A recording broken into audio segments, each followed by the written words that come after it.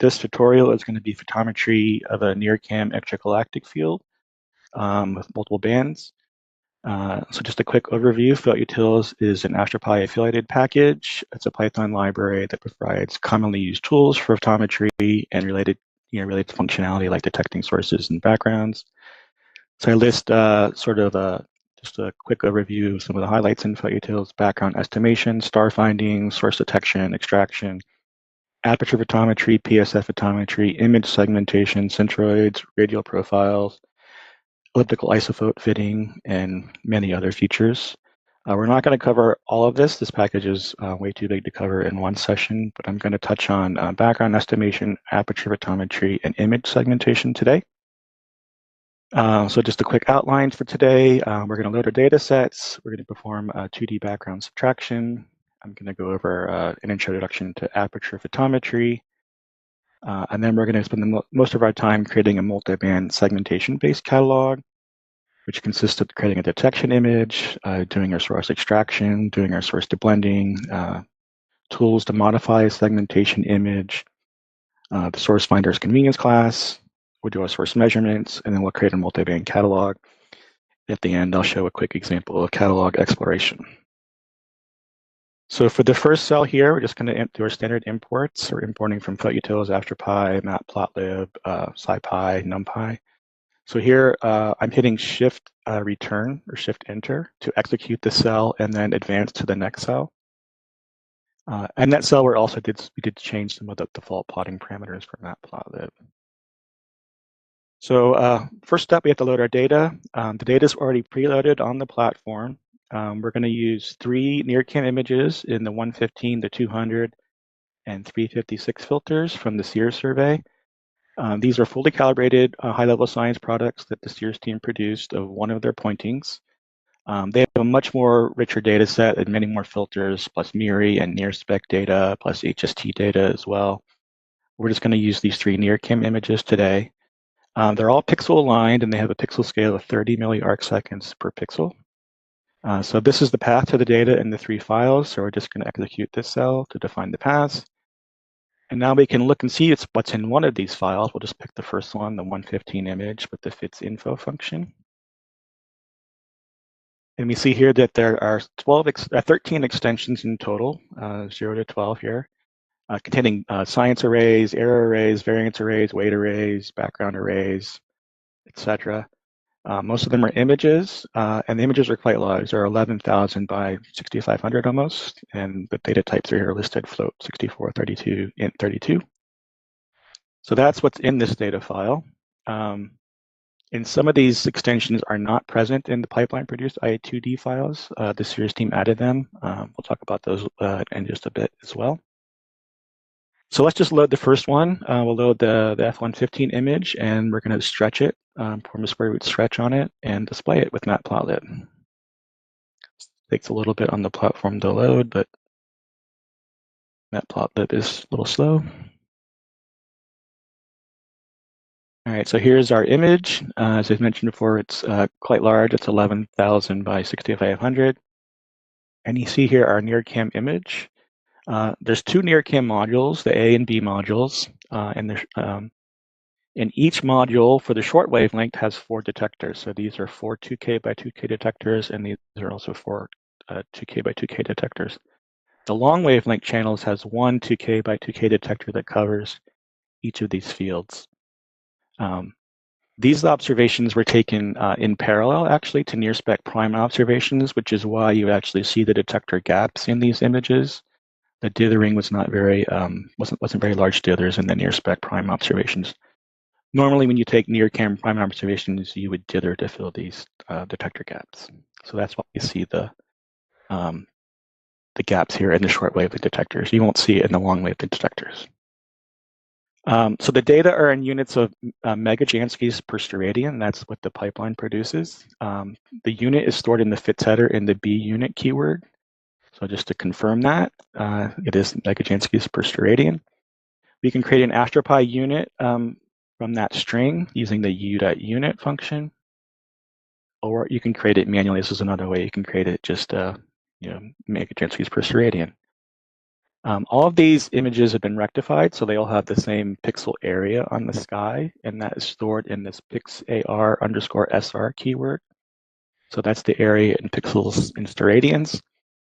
And we can use AstroPi units to now create a scale factor. What I'm going to do is I want to create a scale factor to convert our data from megajanskis per steradian to microjanskis.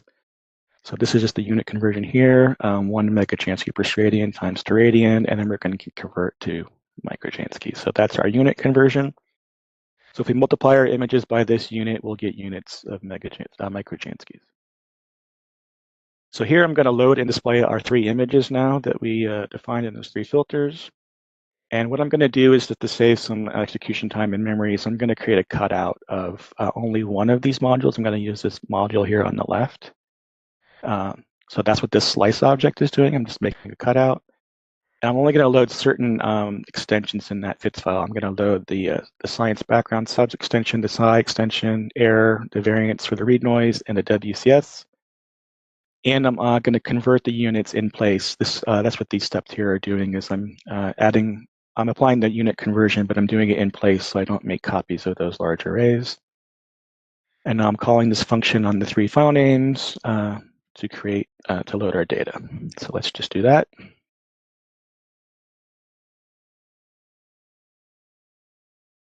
All right, that's loaded, and let's just run this next cell to show what those images look like.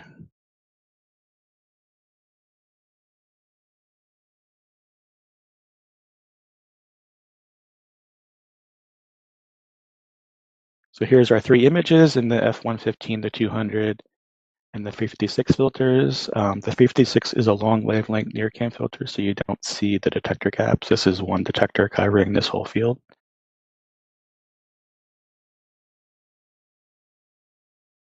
All right, let's go on to the next step, which is background subtraction.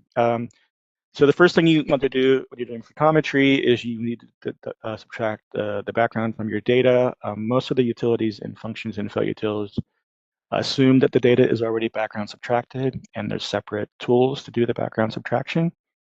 So one thing I like to do just quickly is to just plot a histogram of pixels near 0 to see what the background looks like, if there actually is a pedestal or anything like that in the data. And in this case, they're not. You see all the mode of the pixels are close to 0. And indeed, the Sears team already subtracted a pedestal, a constant value from all of these images. But if you look at the images, especially the short wavelength images, you see some sort of residual background in here. I'm not sure what the source of this background is, but we need to get rid of this if we can. This will affect our source detection and measurements. So one way to do that, to subtract a varying background, is to use a tool called the background 2D class in Photutils. And this class can be used to estimate both the background and the background noise in an image. The way it works briefly is that the image is broken up into a series of boxes that cover the image. And in each of those boxes, you compute a statistic, for example, the median or the signal clip median or the signal clip by weight location, some statistic that gives you a measure of the background or the background noise in that box. That then creates a low resolution image of the background map that you can then interpolate back to the original size. So that's the general overview of what the algorithm is doing here. One complication is that you see that there are lots of sources in our images. Those are the things that we're interested in. Ideally, we would want to mask those out before we do this calculation in some way, even in some rough way. So what I'm doing here is I'm creating a very rough mask where I'm just creating a threshold. I'm finding all values in the image greater than this value here, and then I'm actually dilating them a bit to grow them. I'll just show you what that looks like here. Plot this up. So this is our very rough source mask. This isn't a great source mask, but it's just a quick and dirty one. I'll show you what this does now. So what we're going to do is we're going to call this background 2D class. We're just going to pass in our image. We'll just do it for the first one here for the F115. The box size parameter, that controls the size of the box that we're going to break our image up into. The filter size, with the filter size that's not 1, it will do a median filter of our low resolution image before it gets resized. The exclude percentile just means that any box that has more than 90% of its pixels masked will be excluded and it'll be interpolated over. And then we passing in the background estimator. I'm using bioweight statistics, so bioweight location and bioweight scale for the RMS. I've also inputted a coverage mask, which is just areas of this image that are 0, so it gets reapplied. And then this mask is our source mask that we defined up here. So let's run this. And then the next cell I'll just run, it's going to plot the results.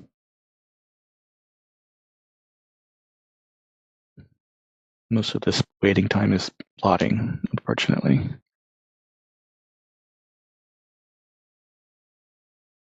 All right, so here are our results. So this was our original image on the top left. The one here in the top right is the background that we just estimated. This one down here is the background subtracted from the image. So you see it's pretty clean now. And this one here on the bottom right is the Sears background subtracted image. And you see that they're pretty close. But we can do better. The Sears team spent a lot of time doing background subtraction masking. And they included this in their FITS file. So going back to the FITS file that they produced, they actually have a background mask extension that shows the source mask that they use. So let's use that. We'll load extension 10, show you what that looks like. So this is our simple source mask on the left. This is the Sears source mask that they used.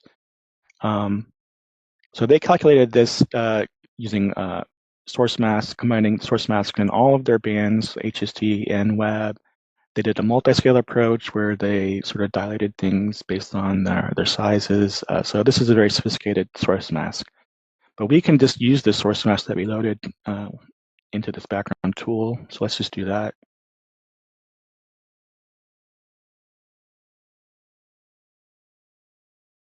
And while that's loading, I'll let you know that the Sears has a GitHub repository that has all of their scripts that they were used to make that source mask and to do their background subtraction. So here's the result using their source mask. So there's the original, this is the background subtracted. And now these two images in the bottom match very closely, just to numerical precision. For the rest of the tutorial, we're just going to use their background subtracted images. They're in the FITS files in this extension number 1. So we're going to use that for the rest of the tutorial.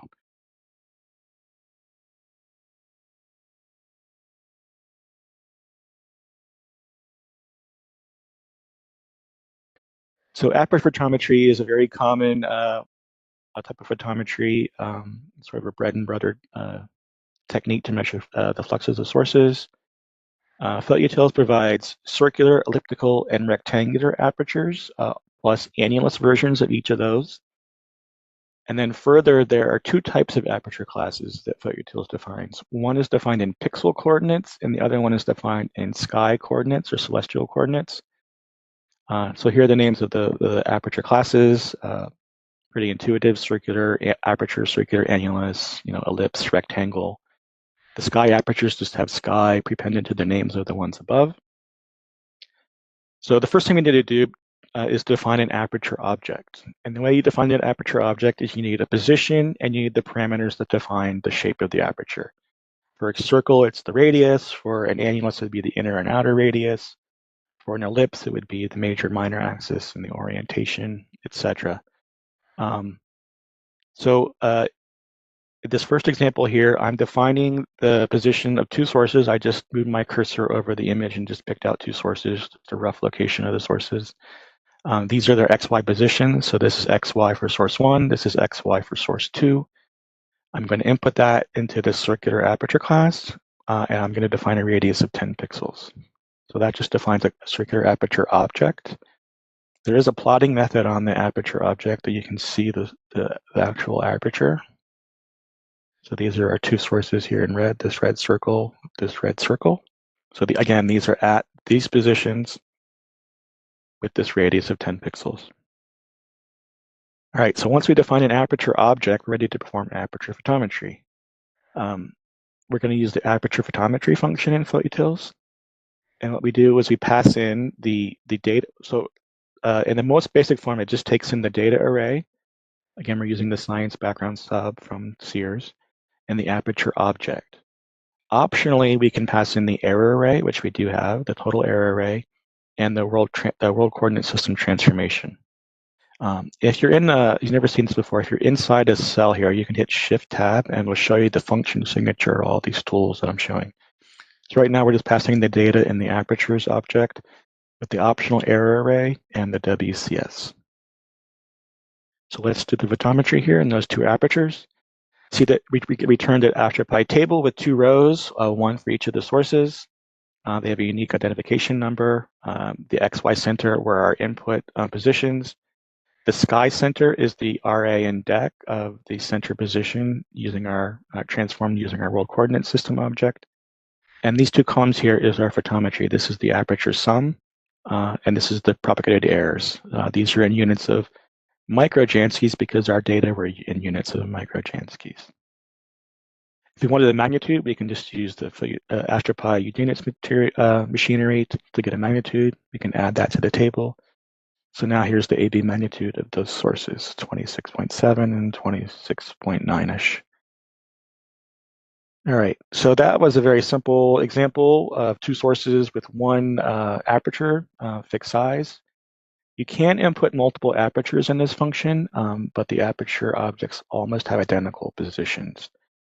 So now I'm just creating a second aperture object, but now I have a little bit larger circle with radius of 12 pixels. And now I pass both of those apertures in. And we get back another AstroPy table, but you see now we have additional columns. So aperture sum 0 and aperture sum error 0, that goes for the first aperture, and then _1 goes for the second, and then this would continue for how many other apertures that you want to input. You would get additional columns with the appended index, essentially. All right, so there also is a class in Photutils called aperture stats. So aperture stats is a little bit different. Essentially, this aperture photometry function up here is just computing the sum of the pixel values within the aperture. This aperture stats class can compute various other statistics of the pixels within the aperture.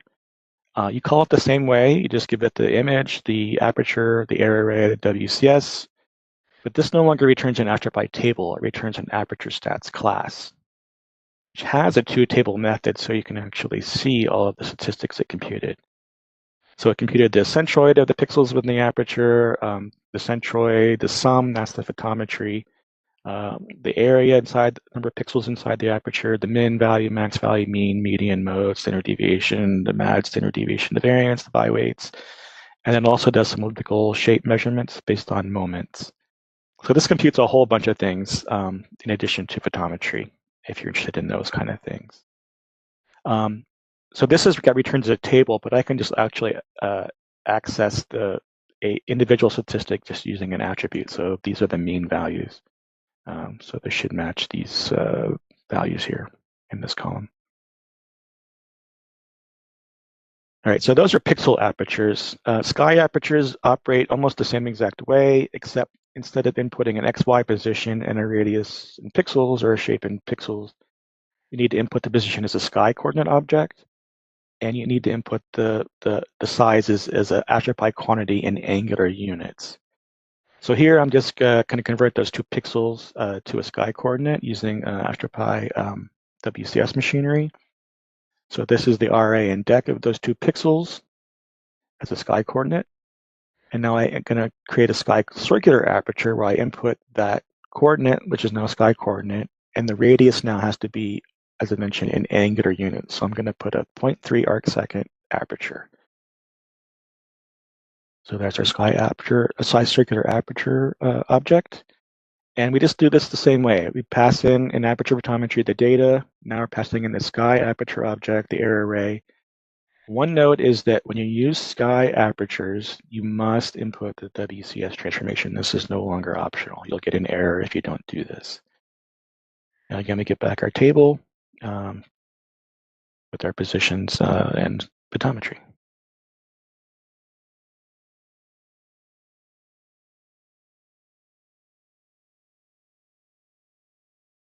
In this section, we're going to create a multi-band segmentation-based catalog. So the first step here is we need to define a detection image. So we're ready to detect sources in our image. The question is, what what do we use as a detection image? Typically, that depends on your science use case. For example, perhaps you're interested in like Lyman break dropout galaxies, in which a redder band may be more appropriate. Another consideration is that with multiband data, the PSF usually varies across your data, where the redder filters are going to be broader PSFs. One way to address this is you can PSF match all your data to a common PSF. We're not going to do that in this tutorial here, but there is a Photutils PSF matching tool for creating matching kernels that you can use to perform that step. But the general recommendation, so this is very dependent upon your science case, but in general, you want to use a detection image with the highest signal-to-noise ratio as possible, so you detect the maximum number of sources, if that's your science case. And one way to do that is to combine all the images in your filter, on all your filters, to create a detection image. And the way that this is typically done is to create an inverse variance weighted combination of the images. So that's what we're going to do here. Is we're going to combine those three filter images into one image to create a detection image. So all this is doing here is we're pulling out the background, science background subtracted image. We're going to use the read noise variance as the weights, and we're just doing a weighted average here is all we're doing. This would be equivalent to what the pipeline does for the resampling step, the drizzle step. It uses the variance R noise as the weights. So let's just look at what that looks like with Matplotlib. So here's our detection image. All right, so we're ready to detect sources in this image. We're going to use a technique called image segmentation. This is the process where we assign a label to every pixel in this image so that pixels with the same label number are part of the same source. The label number 0 is reserved for the background. And the way we do this is we detect sources that have a minimum number of connected pixels that you define that are each greater than some threshold value in an image. The threshold is usually defined as some multiple of the background noise. Like say you want 3 sigma sources above the background. You can specify the threshold either as an image, as a per pixel threshold image, or as a single threshold value that gets applied to the whole image. A threshold image may be useful if you have a mosaic image where you have different depth across the image where the noise varies. And often when you do source detection or source extraction in this manner, you usually would smooth the image a little bit, to smooth the noise a little bit. So here we're just going to create a Gaussian kernel, a 2D Gaussian kernel with a full width half maximum 3 pixels. And we're going to convolve the image to smooth it a little bit. And this next step here, what I'm doing is I'm estimating the background noise now, not the background. I'm interested in the background RMS. So it's the same call we did before. We're just going to now pass in our detection image is the only difference. And let's just plot what those look like.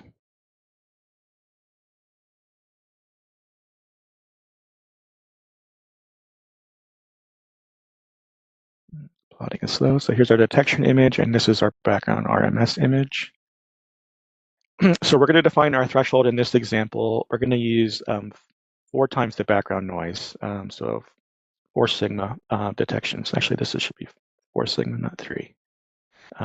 So we can go deeper. You'll get more sources. You'll dig more into the noise. But for this example, we're just going to use 4. So our medium threshold is 0.0002 essentially microchainskis. So now we have all the data we need to do our source extraction. We use a Photutils function called detect_sources. We pass in our detection image. We're going to pass in that convolved image, our threshold image, the number of pixels. As I mentioned before, we're going to find sources that are connected by a certain minimum number of pixels. So here I'm saying that the source has to have at least 25 pixels that are connected. And I'm also just passing in a mask that will mask out nans. Where this area is white, these are all nans now. So let's do that. So what we get back is a segmentation image object. It has the same shape as the input image. So this is 4800 by 4700. We found 1785 sources in this image. This image, as I mentioned before, is a as integer type. So every pixel in this image is assigned an integer. 0 is for the background, and then various integers correspond to each sources. So let's just see what it looks like. So here's our segmentation image. You see all those colored regions, those are our sources. And here I'm going to switch to an interactive matplotlib mode, just using this notebook magic. And now let's plot the detection image alongside the segmentation image.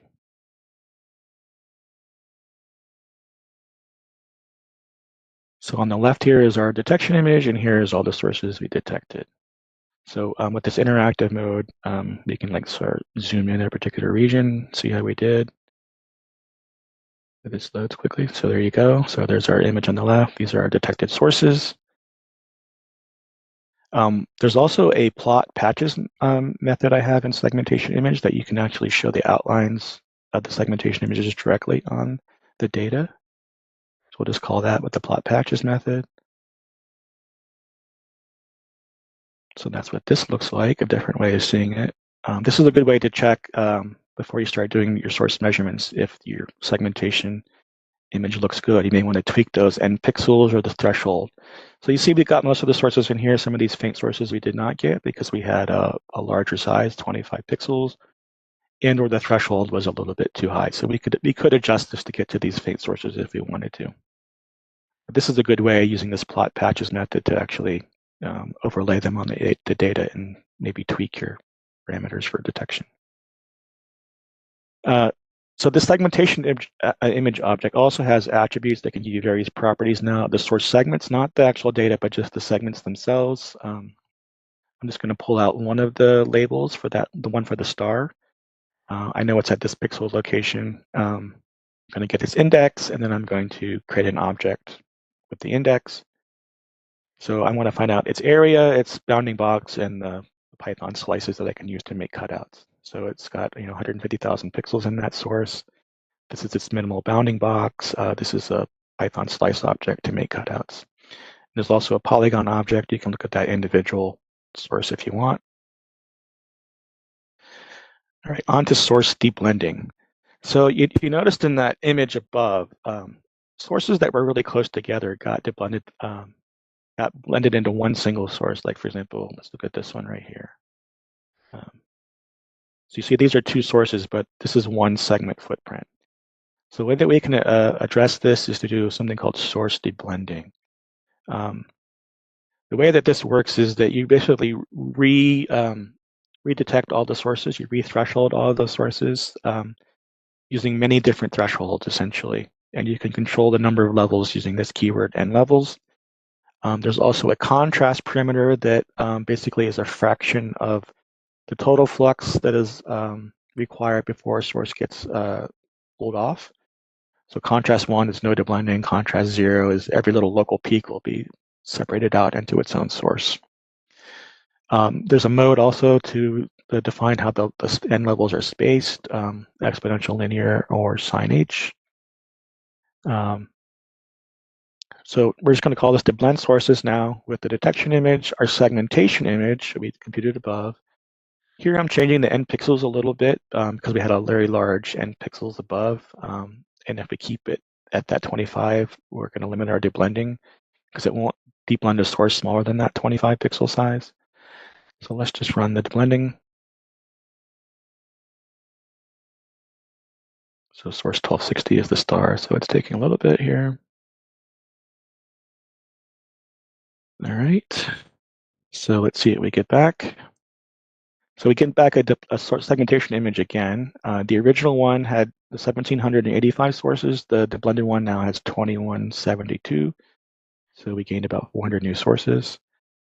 We can plot them side by side if you want to see what the difference is.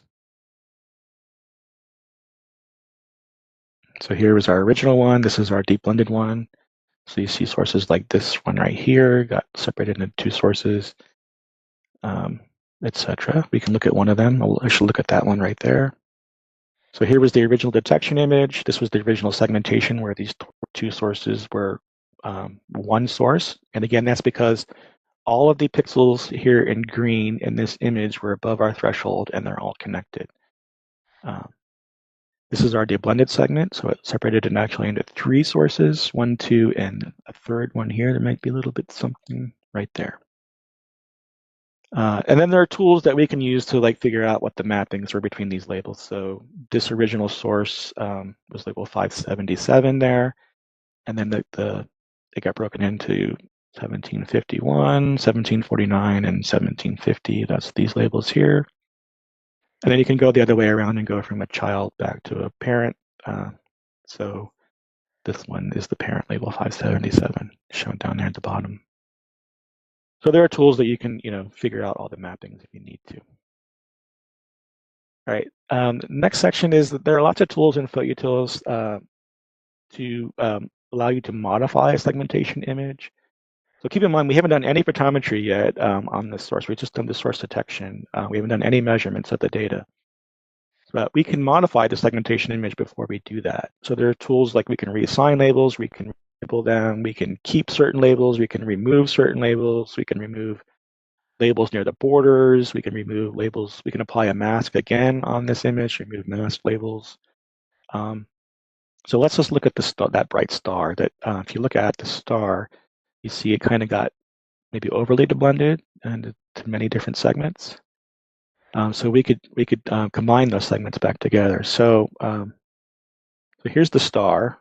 These are all, the star got broken into all these different separate sources. Let's combine all these back into the star, except we're going to exclude the ones which are galaxies. If you noticed up here, these little things that are attached to the star segmentation, these are actually just galaxies that intercepted these diffraction spikes. So we want to keep them as separate objects. So we'll exclude those from this combination. We'll find the difference, and we're just going to reassign all of those labels back to the star. Let's just show what that looks like. So now the star is mostly back together, except for these, here, let me zoom in, those sources that were, galaxies that happened to touch the star. You see now they're different colors. So now these have been deblended off. And then there's also a remove label. Let's say we just want to remove that star completely. We can just remove it. I'll show you what that looks like. So now the star is completely gone from a segmentation image. You can still see the diffraction spikes that were given different object ID numbers. So they're still in there, but the star is gone. So it's very flexible here that you can modify the segmentation image in many different ways. You could even draw your own segmentation if you wanted to, however you want to do it. Now, one note is that when we started combining and removing segments, our label numbers are no longer consecutive. You see we have 2159 sources, but the labels go from 1 to 2172. And the reason is there's missing labels that we took out of the data. So there's methods you can check, it's no longer consecutive. These were the labels that are missing. But there are methods that you can relabel them so they're back to be consecutive. So now we have 2159 and the labels go from 1 to 2159. All right, the next step. So in the previous steps, we did a separate source detection and then a source deblending. There is a convenience class in Photutils that combines those 2 steps called source finder. Essentially, you call it the same way, except now it's a class. So you would initialize the class with the number of pixels you want in the detection and the deblending. Deblending is optional, but if you want to do both, you set this to true. And then now you call this object on your data and your threshold and your mask. So this result would be the same thing that we just produced, be the same result as the segment deblended. So just a convenience way to save you a couple of lines of code if you want to do it this way.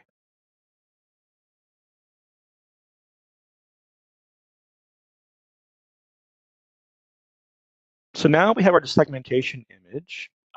We define that segmentation image again from our detection image, which is our deep image. We haven't made any measurements yet. We haven't done any photometry, done any measurements. We've just been, playing with our source detections essentially. Now we're ready to make our measurements. So the way we make our measurements is using a class called source catalog class in Photutils. This performs the photometry, measures the centroids, the shape properties of the galaxies. In its most basic form, we just pass in, again, our detection. We're going to create a detection catalog at first. So we're going to pass in our detection image, our segmentation map, which is now our blended segmentation map. You can also pass in that convolved image separately. If you do that, then the shape measurements are done from this convolved image. And we're going to pass in our world coordinate transformation as well. We're just going to use the 356 as a proxy for the detection image because they're all the same. They've all been matched. So this is our detection catalog. It returns a detection source catalog object here now. So the properties that we measured can be accessed either using attributes, or they can be, again, output as an AstroPy table using the toTable method. So I'll use this toTable method on this object to show you what we calculated. So this is an AstroPy table. It has 2159 rows, one row for every source. And these are all the measurements that it made in each of the columns. So these are the centroids. This is the barycenter of the pixels within the segments. The centroid in RA and DEC at that position. The minimum bounding box around each of the sources, how many pixels are in each source. These are the elliptical shape estimates, major, minor, orientation, eccentricity. The minimum value in the segment, the max value. If we asked it to compute the local background, that is one of the options that you can input here. You can put in a local background width. This would be populated. And then, so these are now our flux measurements. So segment flux error. These are essentially some of the pixels within each of the segments for the sources. We didn't input an error array up here, so that's why the errors are nans. And then the cron flux, which I'll talk about in just a second. This is an elliptical aperture flux. All right, so that's our detection catalog, detection table. You can also, if you don't want this default set of properties, you can do a subset here. Let's say we just want the label, the X centroid, the Y centroid, the area, segment flux, cron flux. We can pass that in as an option to this toTable method, this columns. So we only get now a subset of the properties if we're interested in doing that. Like before with the aperture stats class, we can also access these as just attributes on the catalog object. So we can get the centroid, X centroid, the sky centroid, segment flux, and the orientation just by accessing those. So the centroid is just a NumPy array. It's got 2159 elements, one for each source. The sky centroid, this is this AstroPy sky coordinate object of all the RA and DEX of all of our sources. The segment flux, that's an AstroPy quantity and units of microjanskis, that's our flux. And the orientation, that's an AstroPy quantity in units of degrees. That's the orientation of the major axis of all these sources. So that's another way you can access them if you don't want to use the table directly or a subset of the tables.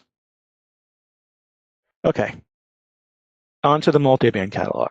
So we have three images here, 115, 200, and 356. The above, we created a detection catalog, but we now want to create a multiband catalog. We want to know the photometry in each of these individual bands. So the way that we do that is, again, we use the same source catalog class where we pass in each of the images. Again, we're using the background subtracted image. We're going to pass in, again, the segmentation image. The segmentation image drives all of this photometry. So we're going to pass that in again. Here we are going to pass in the error array for that image. And then we're also going to pass in the detection catalog that we calculated above. This is important for multiband catalogs because we're going to use the centroids and the shapes of the objects measured in the detection image, not the individual images. So by passing in the detection catalog, we're ensuring that we're using the same set of centroids and shapes for all of these individual catalogs. So let's just run that. Now, by default, source catalog only computes segment photometry and cron photometry. I'll talk again about those in just a second. But we can also use the circular photometry method to compute circular aperture photometry. It's a convenience method. So I'll do that for each of these catalogs with the circular radius 5 and 10 pixels for all three. And now I'm going to use this toTable method to only select a subset of the columns from the source catalog. I'm only interested in the photometry data catalogs for each of these individual images. So I'm going to pull out the segment flux, the cron flux, and the circular aperture fluxes for each of the sources. So there are 3 tables. Now, those fluxes are measured in flux units. Those are in microjoule, but we can also add the magnitudes, convert all of those fluxes to magnitudes, and add those to the table as well. So this little function here is just doing that. It's just basically taking all these fluxes and flux errors and converting them to magnitudes and magnitude errors. One thing I am doing here is that if there is negative flux in any band, I'm setting it to the 2 sigma upper limit. And then I'm assigning the mag error to be nans in that case. So let's just add those to the table, add all the magnitudes. And the last step I'm going to do here is just a little function here to prefix all of these columns with the filter number so we don't get them confused. So let's just do that. And I'll show you what one of them looks like. So now here's our F115 table. So all of the columns have F115 prepended to the column names, so we know the stat filter. And I have the segment flux, the cron flux, the circular radius flux in 2 apertures. And then I also have the magnitude for each of those columns. So these are now AB magnitudes for segment magnitude, cron magnitude, circular aperture magnitudes. And I have one of these tables now for each of our fluxes. So all we're doing is we're just doing some AfterPy table manipulation to make one master table for all of these sources. So I'll start with the detection catalog. We'll use these columns from the detection catalog. Again, these are the centroids and the shape parameters of the galaxies. And now I'm going to stack all those tables using this hstat command. I haven't changed the rows, so all the rows are all the same. And I get back our multi-band catalog now. So again, it has 2159 sources, and now it's got a whole bunch of columns for the detection image, each of our filters. In fact, we can look at them. It's got 61 columns now, and these are all the column names in that table. Okay, so in this step here, I'm just going to create a quick copy of that catalog, and I'm just going to pull out the 500 largest sources. So I'm copying the table, and I'm sorting the table by the area key, which is the area of the sources. That's this column right here. And then I'm going to pull out the top 500. So that's what this, that's what this looks like. So now we have only the 500 largest sources sorted by their areas. And we're going to save this. This is just the AfterPy table. We can save this out, write it to a eCSV file. So I'm going to do that. And the reason I'm doing this is we're going to use this in the second tutorial on Imviz. We're going to load this catalog into our image visualization tool. Okay, so we have our multi-band catalog now. We've done photometry. We have photometry in each of those bands, 3 different methods. I'm going to talk about what those methods are a little bit more in detail here. So the first one is what I've been calling segment fluxes. You may hear this referred to as also isophoto fluxes, because essentially these are the source segments that were defined as pixels above some threshold value, some isophote. So you'll also often hear this as isophoto fluxes as well. I'm just going to pull out one source. I'm just going to find the label of that source, get its index, show its polygons. So this is the source here. This is the source segment. Now there are methods on the source catalogs objects now that I can make cutouts of these sources very quickly. So for this source, this let's see what's the label number. So source label number 320. This is a cutout of the data array, the error array. This is its source segment, and this is the detection image with the footprint of the source segment overlaid. So segment photometry is essentially just using the segmentation array as a mask, essentially, for the source. So what we're doing is we're computing all of the segment fluxes, all the sum of all the values, the data array in this image, the error propagated in this image, etc. So that's segment flux, so just counting up all the pixels, essentially. Aperture photometry we saw earlier. These are measured in circular apertures. There's a method called plot circular apertures that we can actually just plot them all on the image if you want to see what they look like. let's plot it for the R equal 10, radius equals 10 apertures, see what they look like. So that's pretty straightforward. You can zoom in on a particular area, see the sources. So there's the circular apertures that we measured the photometry in for all those sources. And then cron photometry is the one you're probably not familiar with. So let me talk a little bit about that. So cron photometry is measured in elliptical apertures now, not circular apertures. And each source gets a different elliptical aperture. If you notice above, every source here gets the same circle size, radius of 10 pixels. But in cron photometry, we're measuring elliptical photometry, where each source gets its own aperture, its own unique aperture.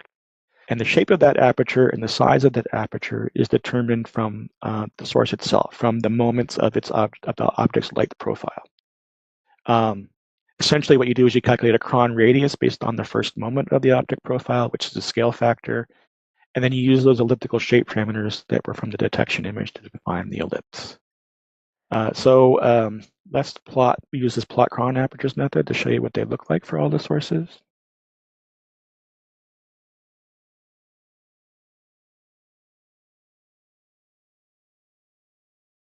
So here's our image with our cron apertures, which are our ellipses. I'll just again zoom in on a region here and show you what they look like.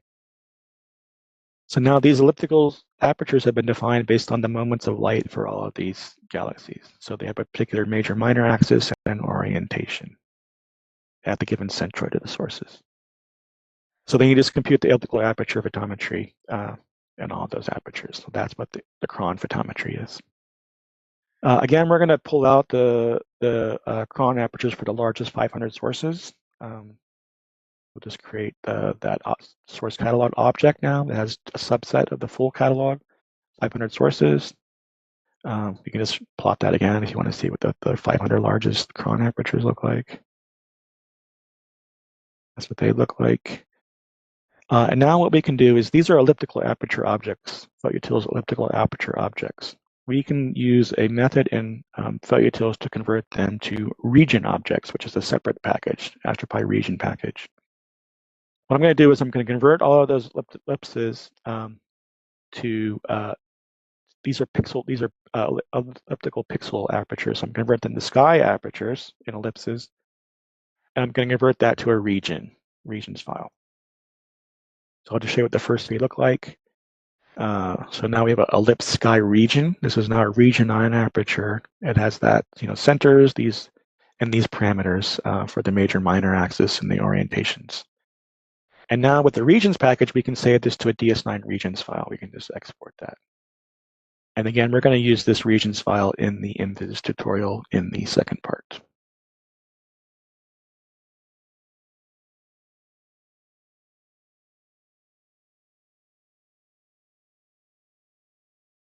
I'm just going to do a quick example here where we're going to look for Lyman break F115 dropout galaxies in our multiband catalog. So dropout galaxies have a very sharp spectral break in them, where the object essentially is undetected in one band and then detected in all the redder bands.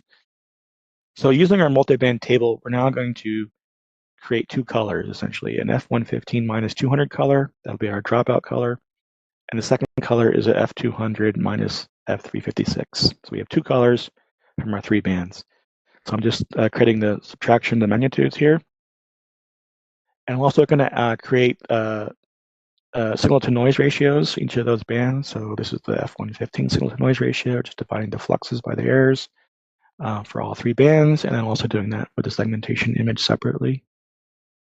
And what I'm going to do is I'm going to make a selection based on these colors. So I'm going to want colors that are F115 minus 200 that are greater than 1.5, so a very sharp spectral break.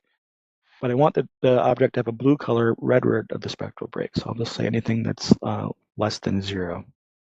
Now I also wanted to only include sources that have signal to noise less than 2 in the F115 band, that's our dropout band. But I want them to be well detected in the other two bands, so signal to noise greater than 5. I'll just show you what those color plot looks like. So the x-axis here is the 200 minus 356 color, and the y-axis is the F115 minus 200. And my selection essentially is this box up here, any objects that are in this area up here. So they have a red spectral break, but they're blue, red word of the break.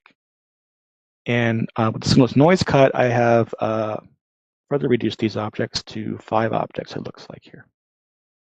So now we can just make a cut with that mask on the table.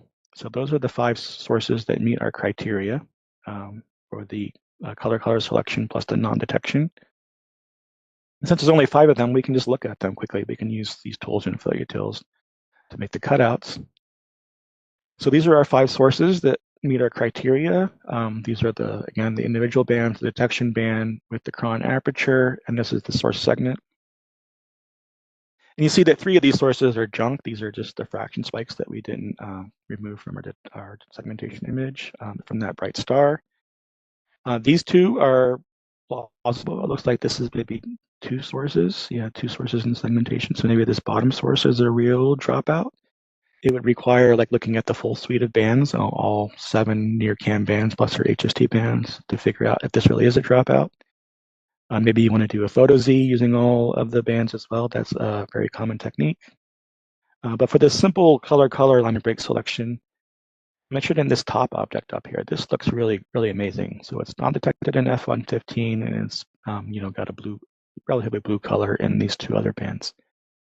And in fact, so this is source 616. In fact, this top source was reported by the Sears team as Maisie's galaxy, the photometric redshift of 11.8.